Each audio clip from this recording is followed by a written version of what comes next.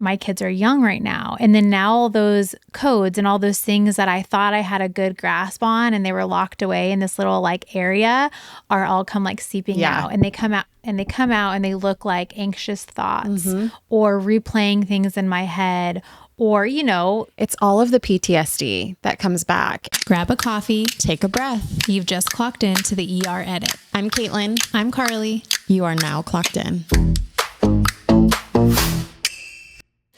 Welcome back to today's episode of the ER Edit. We are back.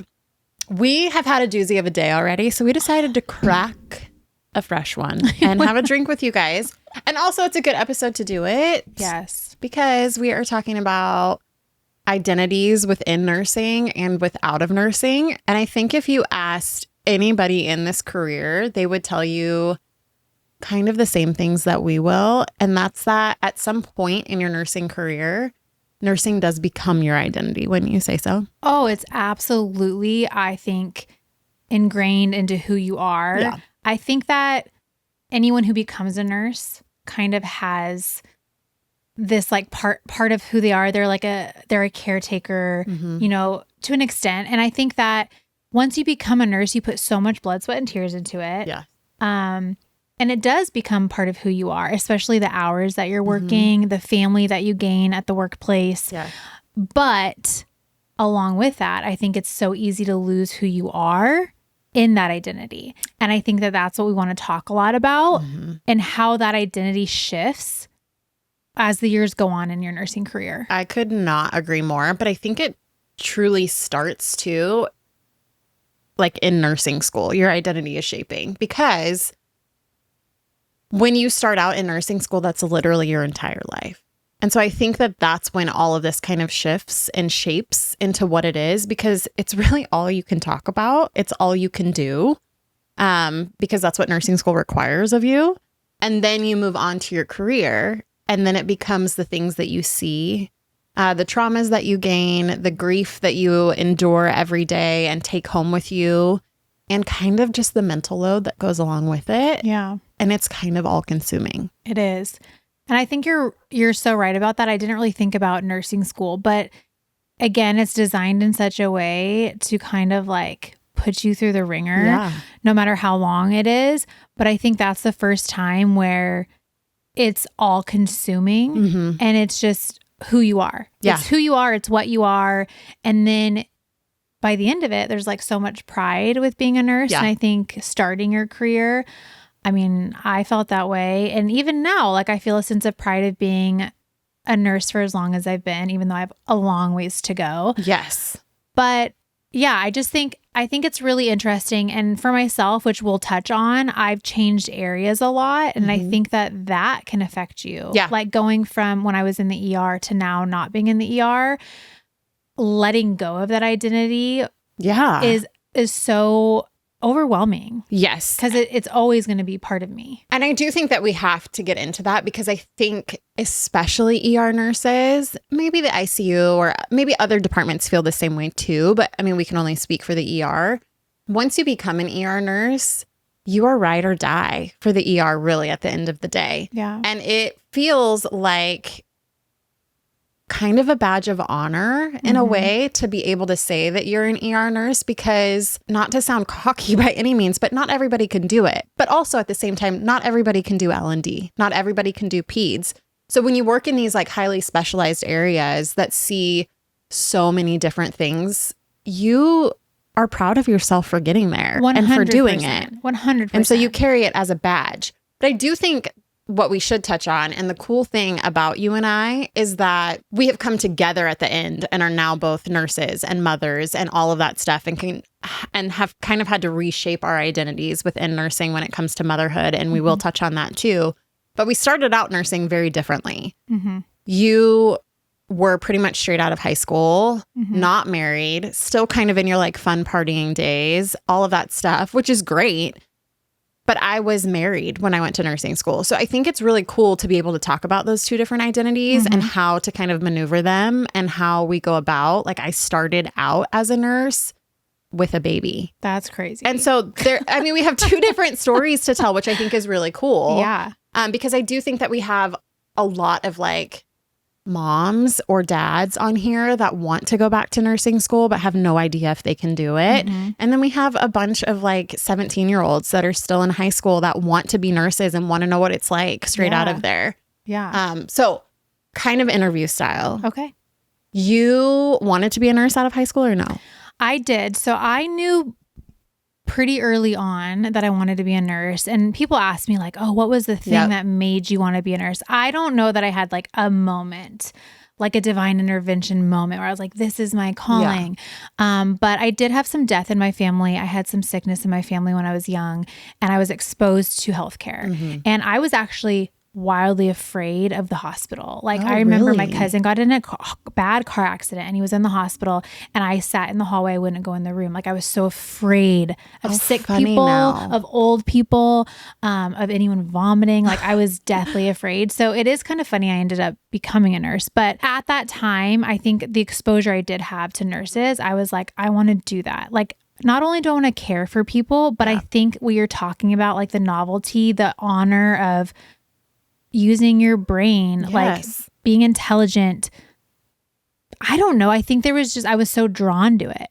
I didn't want to ever be a doctor, which is interesting, but I was very drawn to nursing. Yes. And so I think I just made a decision at some point. That's what I wanted to do. And so then when I got to the point of graduating high school, I just kind of was like, I'm going to go to nursing school. So you went to nursing school straight out of high school? Well, I mean, you can't apply immediately. Well, you went knowing. I was pre-nursing is what I called it. Okay. Because to do all my prereqs.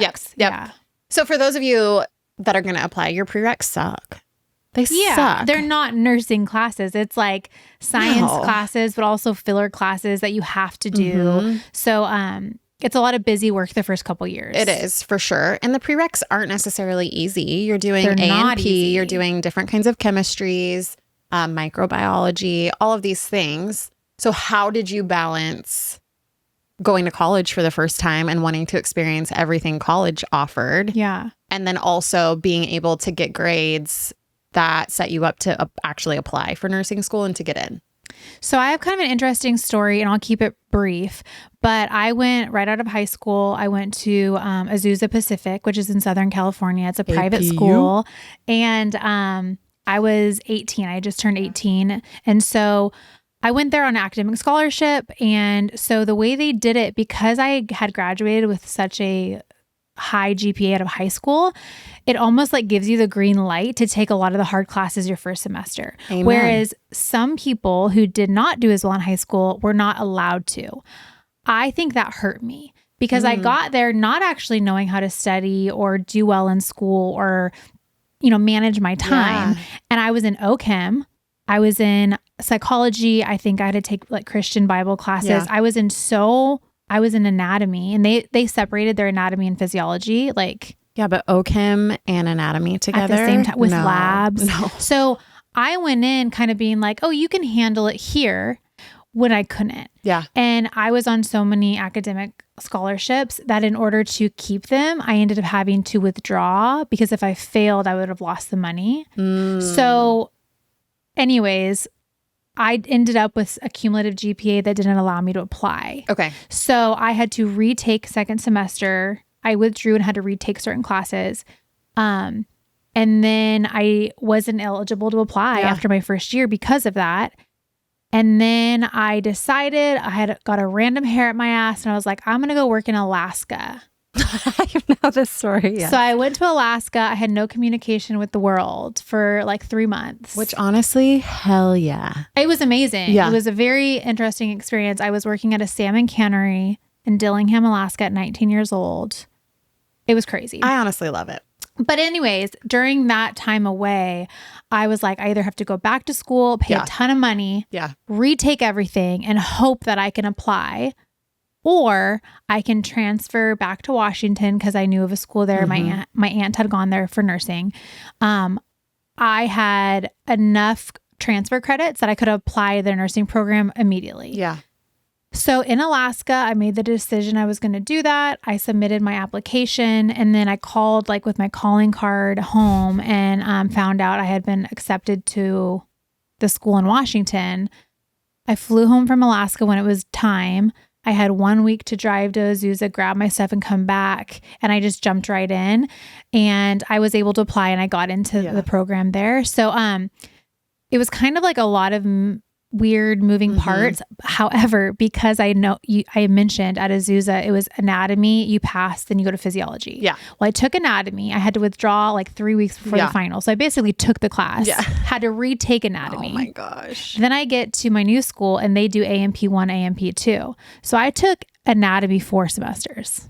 Oh, it's painful to even think about. Painful. I hated that class. So when I told you guys on our previous episode, like I did not do the most cost-effective route. I was not informed. I was 100% a child learning on the fly.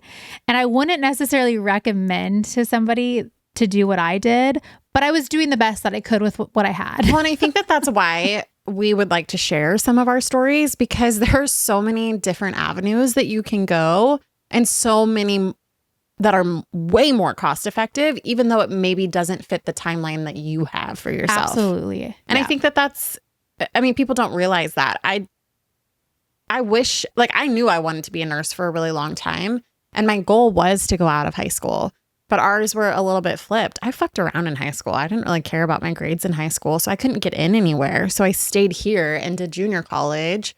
And then Nick got in to the school that he wanted to. And he and I were we already knew that we were going to be a thing. So essentially I kind of had to wait for him to get done. And I applied around here and did all of that stuff. But where we live, it's a lottery system. Yeah. And so it's kind of just luck of the draw on if you get in or not. And so I would apply while he was getting his bachelor's degree until it was time for us to get married, really. And so we waited for him to graduate. We got married. I got married as an infant, essentially. And then I got accepted into an accelerated BSN program, which ended up working out for the best, because I do think if I went straight out of high school, I think I would have accrued so much more debt by going to a 4-year university, because I wasn't going to be ready. Right. Which is like what you're explaining. Which was my experience. Yeah. And nobody tells you that, though. You're never prepared to know exactly how college is going to be and how hard it is, but also that you're just seeing the world for the first time and still want to be involved in all of that. You have no idea how to study or comprehend college classes. One, and I'm experiencing independence for the first time, living on my own, not answering to anybody. Just so many life things are happening. So I don't regret how it happened, but it took me a long, like, I think it ended up being 5.5 years before I ended, because I got in, but then I got in the spring start and it was a 3-year program. So anyways, it was a long thing, but that's by the time I started the nursing program, like I had already been through this rigmarole with changing schools and finances and student loans, because your federal loans, they're based on a 4 years. So anything after that's private. So a lot of figuring out and learning. But that's really when I talk about being all consuming, it becomes your world. It becomes your life. It becomes like this light at the end of the tunnel that you have to get to. Yeah. And for me, a lot of that driving motivation was paying back the student debt. Yeah. And so that's kind of the beginning of being like, this is who I am now. Well, and I think too, you get into your nursing student world and you really don't see anybody or talk to anybody about anything outside of that. So I know for me, that's kind of where my huge identity started, because unlike a lot of other people, I had a husband at home, but I was so ingrained in nursing school because I had to be, that guess who also was essentially in nursing school? Yeah. It was Nick. Because if he wanted to talk to me, that's like really all I could talk to him about at the time. Were you pregnant in nursing school? No. Okay. So I had graduated. We moved home immediately because I went to nursing school in the Midwest, and then got my first job and was pregnant 4 months after that. That's crazy. I think something to note is in my nursing cohort, I was one of a handful of us that had gone right out of high school and were kind of the same age. But there was, I don't remember exactly. I want to say my cohort was like around 45. I mean, that sounds something like kind that. of standard. Yeah. I would say a third were like my age kind of life experiences. Yeah. And then there was a group of people that were second careers or second degrees. Yes. Like had a degree and decided to do like a bachelor's for nursing. There was a couple people, I think the oldest one in our cohort was like in the upper 50s maybe. So I know a lot of people online are like, I really want to go back, but I have kids, or am I too old? Or no matter which way you splice it, it's going to be hard. Yep. And you could argue that I had it easy because I didn't have a husband. I didn't have kids. I didn't have other responsibilities. And yes, I would agree to that. However, I also didn't have life experience. I had no finances to my name. So no matter what stage in life you were in, it's going to be challenging. Also, I want to note too, that you and I both paid for our college experiences. So there wasn't any... Well, me and Sally Mae. Well, boy, are we friends, eh? But... I think we both come from similar things where some of my best friends had their entire college career paid for, right? That was not us. That was not us at all. And even being married and trying to navigate this, thank God I had Nick there to tell me what to do and what not to do as far as like loans go and things like that. Otherwise, I would have been screwed because I had no idea. They don't give you any information about really what the loans entail at the end of the day. It's essentially just sign here and you're 18 and able to. And it's like, essentially you're set up. With like a 12% interest rate, like astronomical. Yes. So I think that there are pros and cons when it comes to going into nursing, but college in general. When people ask, like, can I do it? Anybody can do it. And there's not a right or wrong way. No. There's so many avenues. And I know everybody wants to find the best way or the fastest or most affordable. And that looks different for every person. 100%. And at the end of it all, if you pass your NCLEX and you have an active nursing license, that's the only thing that matters when you're working. I think so much energy is placed on your school, your degree. I worked at one hospital where a BSN got a pay difference and it was $1 extra an hour. And that was the union had fought for that, not the hospital. Yeah. And I know some people, I think my friend said she gets $2 extra an hour for having her BSN. So there's like minor differences, but that whole thing where they're like, hey, in 10 years, everyone in the hospital has to have a BSN. Like, we're going to require it. I've been hearing that since I was in nursing school. I think that hospitals want to have a certain percentage of bachelors, but it's not required. So I think in order to be a magnet hospital, they have to have a certain percentage, right? That's correct. I think that's where it comes from, the hiring process. But does it matter in the long run? No. And I don't think they can actually deny somebody a job offer who's qualified and is the best candidate because of their degree. And sometimes they the can ADN encourage nurses are way better than a BSN nurse. I would argue they have more clinical out of school. I would argue that a lot of ADN programs have a lot more clinical skill exposure. Yeah. Moving right along, I want to know, when you got out of nursing school and you were working your first job, when you went out and people said, like, what do you do? You know, the quintessential question. Were you proud to be like, I'm a nurse? Yes. Do you still feel that way now? I do. I do feel like I'm still proud to say I'm a nurse.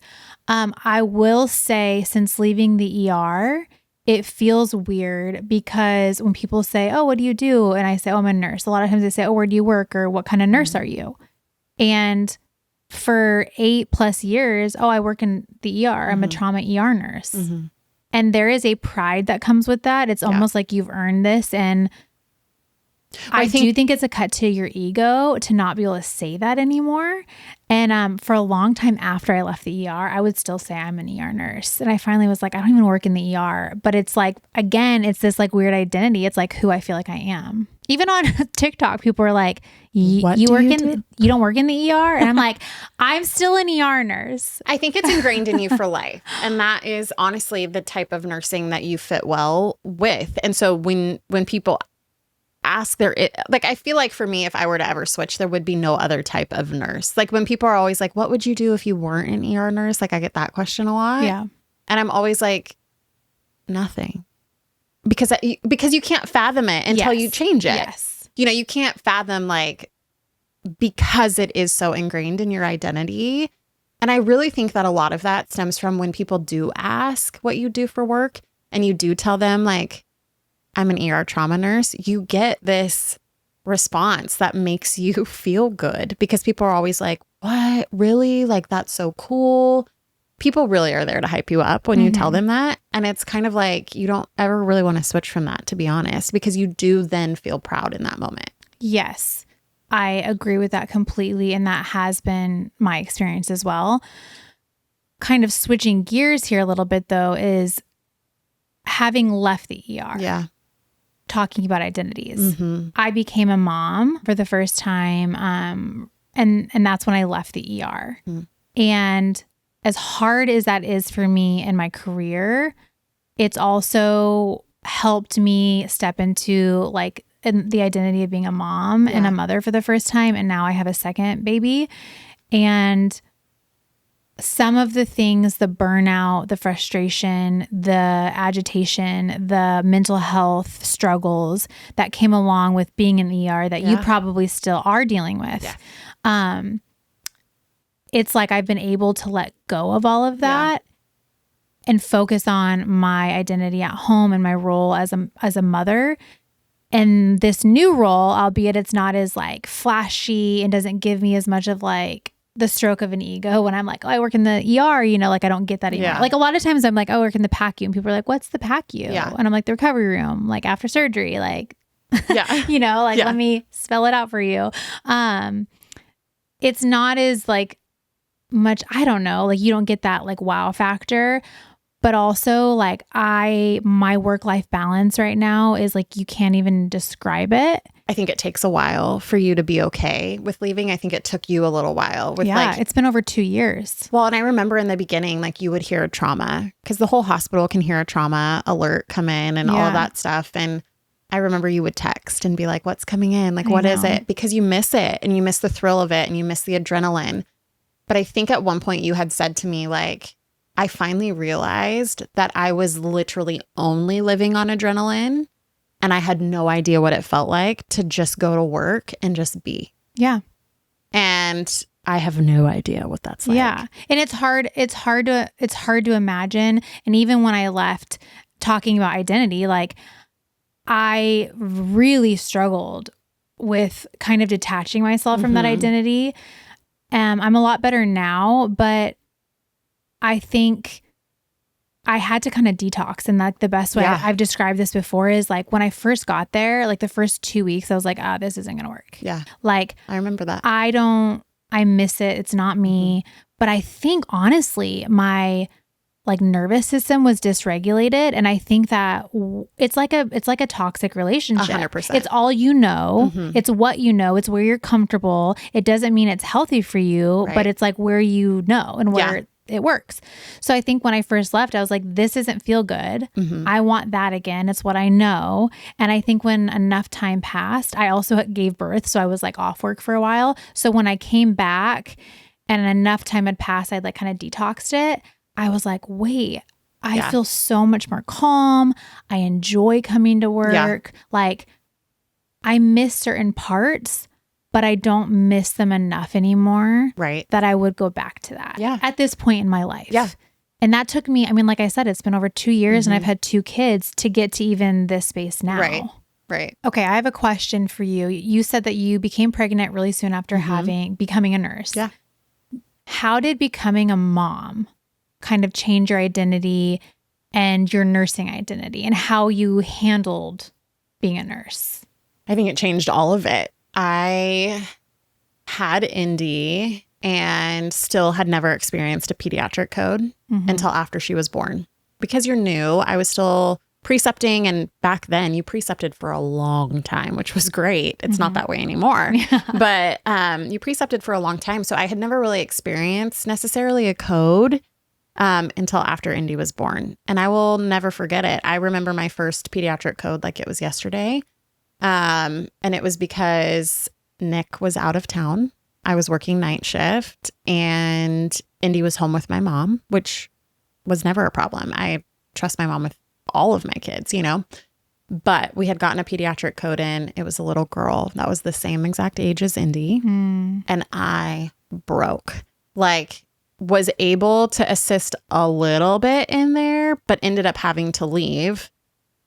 Could not pull myself together and ended up calling my mom and being like, I need to see her right now. Like this isn't like a question. And my mom, being so great, was like, yep, let me go get her. She's in her crib. She's perfect. This is like 3 a.m. in the morning. Yeah. But I think with that and being a mom in the ER, you see different variations of really, really traumatic things that shape who you become as a mom. So like my kids can't do certain things simply because I've seen it. Or your heart sinks if I'm answering the radio report and I hear, a 7-year-old male coming in or things like that. Remy's 7 years old. And even though I don't live anywhere near our hospital, there will always be a thought that comes in my mind that is like, what if it's him? Mm-hmm. And so I think with that, like you were saying, your adrenaline was always on when you're in the ER. And I think as a parent, it stays on more than it would if maybe I didn't work in the ER, because I'm so cognizant of things that can happen because I've seen them. Right. And I think that makes it really hard, if I'm being really honest. It's one of the things about working in the ER that I hate, because it is really hard to disassociate the two. Yeah. Do you think that now that your kids are a little older, you feel less of that? Or do you feel like it's just changed? It's just different? I think it just changes. I think with the variations, and I think you and I have talked about this just a little bit, but I used to never go or be able to like really do well in an infant code or things like that. But it's interesting how the dynamics change. I can go into a code with a baby, no problem now. I mean, it's terrible. Nobody wants to see it, but it doesn't affect me the same way. And I'm realizing that it's because my kids aren't those ages anymore.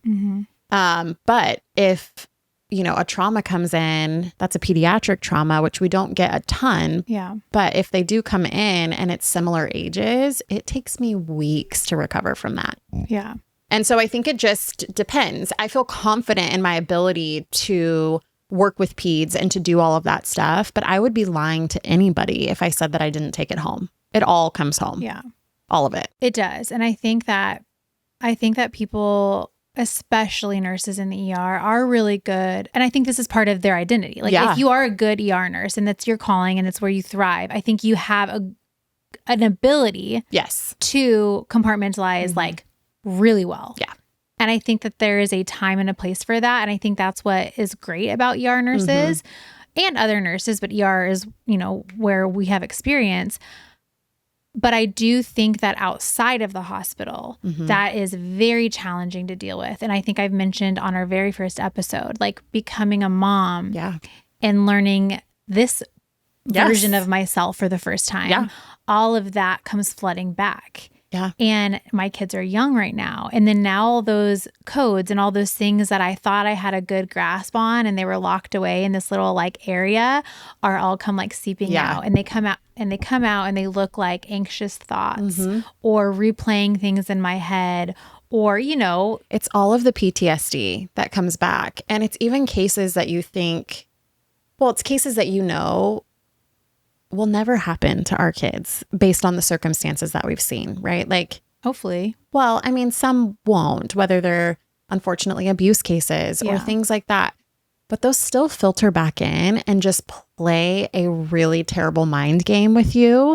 And they almost kind of play on a loop sometimes where it's like you're constantly struggling to get out of the loop that's playing in your head as a mom, even though you're outside of it. Some things that like bubble up for me are like unexpected though. And what I mean by that is it's not always like traumatic things I've seen. It's just simply like even in the recovery room, every once in a while we'll do days where we do a lot of like dental procedures like under general for kids. And if I see like a little boy who's like 2, 3, 4, like around the age of my son, come rolling out under anesthesia, crying, just out of it, vulnerable, wanting their mom and dad, like it's not traumatic. They're having a natural response. I feel like I could just sob because I'm picturing my son there in that vulnerable, like scared state. And it's like weird. I'm like, why is this affecting me like this? I think it's for the first time and maybe correct me if I'm wrong, but I think that when you go into nursing, especially ER nursing, you love it. Like, I don't know about you, but like I love or loved, I still do love it, but it was different when I first started. Yeah. Like you're fresh. Everything is new. Yes. And it's the first. I remember the first time being in the trauma bay, the adrenaline I would get would make my whole body shake. Yes. And I remember later having the thought of like, I kind of miss because you get to a point where that you don't get that anymore. Yeah. And you kind of miss that feeling when it's new and exciting. You do. And that's why I think that that is your only identity for so many years. But then like seeing the little boy come out of like recovery or whatever it may be, you have now realized that motherhood is now your primary identity. And so those emotions take over. And I do think that that's kind of difficult to process too at times, where it's like, I have had this one identity. And granted, we're both wives. That's also our identity too. But it's like, I don't know, there's something so different about having something else take over more than what ER nursing did. Okay, a question I have for you is, what have you learned over the years to do for yourself outside of nursing that gives you purpose and fulfills you? I think that there's a handful of things. I think it's really difficult to break free from like the ER nurse identity. Yes. You know what I mean? I think ultimately what it comes down to is you have to create like really hard boundaries that you don't ever think you are going to have to create in order to get through the day to day. And what I mean by that is like when I first started nursing, I was texting the friend group, wondering what was going on in the hospital outside of it. And obviously I still sometimes do that. But also my coworkers became my identity too. They were the ones I was hanging out with all the time. You become kind of enmeshed because you deal with so much with them. But there comes a time where you kind of have to take a step back. Yeah. And not spend all of your time integrated in that world. Right. So it's finding friends outside of that and creating a really good group of people that you can share life with that really don't know anything about the hospital. You said it great, having healthy boundaries. There's so much of your life, there's so much of your world, and they add so much to your life. But also you need to step away from that. You need to do things that like fulfill you outside of being a nurse, being a mom, being a wife. And also, I think in addition to just the people you work with, it's also saying no to the job sometimes. How many times have you been asked to join a committee or get a certification, even getting the text being like, we're short-staffed, can you work tonight or can you work tomorrow? Like, you kind of have this like, oh yeah, I need to do it. Oh, it's money. Oh, it's, whatever the driving force is. But being able to say, no, I need to step away. I need to be at home. I need to go to Pilates. Like I need to do something for myself and create distance. Yes. And I think beyond that too, it's also utilizing your PTO for what you want your PTO to be. I think when you first start your job, you are told that this is your sick time, right? That's what it's there. That's what it's like set under.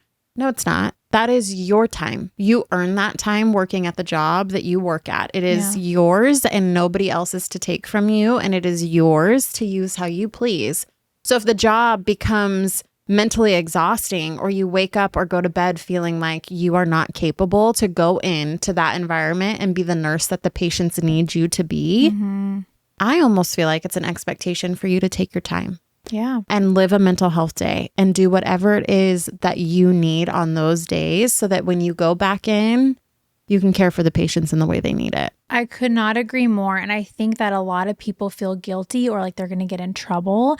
And in some jobs, I don't know, they might make you feel that way. I know that when you're in a union, there's like a little bit different rules. Like they're not allowed to ask you why you're calling out. I don't know if you're non-union, if that still applies. I don't know. I will say this though. I agree. If you have a fever, if you're sick, you're expected to not come to work. You do not want to get the patient sick. That's obvious. If you're having something going on in your personal life, or you have had a stretch of really, really hard shifts, or whatever the circumstances, you cannot think clearly. Your judgment might be clouded. You might not be able to shake whatever it is that's going on. And if you walk into work you are setting yourself up for failure and you might make a huge mistake. So I think that even though you might not have a fever, be sick, or be obviously unwell, saying, I need to take a beat. I've got the time. Take it. Do it. Yeah. Even if you're like, I just need a day to like breathe. You need that for this job. I wish that that was something that somebody told me earlier, because I will say in my early days, I felt very guilty calling off. I felt anxiety like, when you have to call. The worst. Yeah. The worst. Like almost would get the nervous shits. You know what I'm talking about? Where it's like, I can't do this. 100%. Because they do make you feel like it's an expectation for you to be there. It is an expectation. This is your career. Their job hard because now it's like, oh, we're running short and so you kind of are met with a little bit of that like response. Yeah. And you're like, oh, okay. But at the end of the day, you cannot go in there and be a good nurse with a terrible head on your shoulders. So take the fucking time. It's yours. So that would be, I think finding a way early on, if people can, to create boundaries in whatever way they feel is necessary for them, but also to do what is best for them in those moments, help to create this healthy balance between what you do at work and who you are at home, and realizing that it is okay for them to be two separate people and that they don't have to bleed over onto each other. Yes. I also think that something I wish I would have learned earlier on, or if we were giving advice to our younger selves or to some people that are in nursing school or are new grads, is, you know, the saying, like, you have to put your life vest on before you save somebody else. I love that saying. Like, this all ties into that. And if you need to, like, you need to be well to be able to go care for people in any department that you work in. Yeah. And so if that means like taking a mental health day, then take it. Something I wish I would have known and kind of like bought into earlier is like, you are just a number. And I know that sounds so cold. And I know I have worked at great hospitals and I've had great leadership, but at the end of the day, it's a business. So put your mental health and your wellness first, like, end of story. And I wish I would have known that and like believed that sooner. I think it's really hard for people too, because you go into nursing school knowing that you're doing this big job to care for people and to work in an organization that is there for the same reasons. And that might not always be the case. And I think that that's really, really hard for people to understand and to actually believe. But it is how it is at the end of the day. But I think that at the end of the day, when it all is said and done, outside of our identity as nurses and all of that stuff, Karlie and I are just normal people. We're doing normal daily lives. Yes, now we put ourselves out on the internet, but you guys only see little, like the tiniest glimpses of who we are on our day to day. Yeah. But I think it's really important for us, outside of like the med errors and the things that people stick in their butts and things like that. It's really important for us to at times sit down and have these like vulnerable conversations, because I think it does strip everything away and let people know that it is okay to feel this way. And that maybe it's not talked about all the time on the internet, but if you are feeling like you're struggling with like identity and who you are as a person, which all of us go through. Or how do you balance it all? Yes. And even we're talking a lot about things we've learned over the years that have made us kind of like strip away from our nursing identity, but also on the other side of it, like having kids and not wanting to stay home full time because I worked really hard for my job and it is important. It is part of who I am, and still needing that to be a part of my life is also okay. And it's also admirable. I think there are so many avenues that this can go that's relatable on so many different people. I think the stay-at-home mom versus the working mom concept can get kind of murky because people have such strong opinions of both. They're all admirable no matter how you do it. I think it depends on the person. Yeah. And for me, I have no problem saying like, I am not the best mom if I'm 100% on mom. I need to go to work. And that doesn't have to be like that for everybody, but that's what I've learned for myself. And I am the exact same way. I am not cut out to be a stay-at-home mom, but I think the bigger picture of that is realizing that and knowing that I actually am a better mom to my kids when I have a little bit of a persona of myself in something else that's outside of mom life. And that doesn't mean that they don't go hand in hand at times. They do. But I'm also really proud that my kids have seen that I have built, you know, a career for myself, that it's not just kind of one-sided in our family, which is great for some. Some of my best friends are stay-at-home moms and they kill it. They kill it. And it's hard as hell. Dude, it is harder. Watching my friends, like, I'm like, how? Dude, how do you do that? Like, amazing. They're literally magical human beings. But I think it's also taking a step back and being okay with the fact that that is not me. Yeah. And it's not what's best for my kids. And so, I mean, I think ultimately at the end of the day in this episode, there's so many different identities in the world that people can take on. But I think what we are really trying to convey is in every identity, it's super important to put healthy boundaries for all of them. And that can include motherhood too. Something that absolutely that is literally on 24/7. Yeah. There are healthy boundaries or for in everything. your marriage. Yes. I mean, you have so many different hats you wear. Everybody does. Yeah. And I think that being proud and being like, this is part of who I am. This is what I do. It's something that I'm super proud of. Is there's nothing wrong with that. But I think what we're getting at is, yes, we are nurses, but in any identity that you are, it's important to not let that become the only thing you are, because it's in the long run, it's not going to serve you. No. And it becomes actually toxic, I think, down in the long run. Mm-hmm. Like Caitlin said, this is just something that we wanted to sit down, have a beer with you, like strip it back, keep it super real. But we do have something really fun planned for next week. You know, we can only do like one serious episode in between a group of funny ones. So next week, we are doing nursing stereotypes. And I am stoked on this one. These are so funny to me. These are some of the best things I like to watch on TikTok too, is like when people recreate nursing stereotypes. Yeah. So we're going to do that for you too. We are super excited about it. So we'll see you guys next week. Bye, guys. Bye.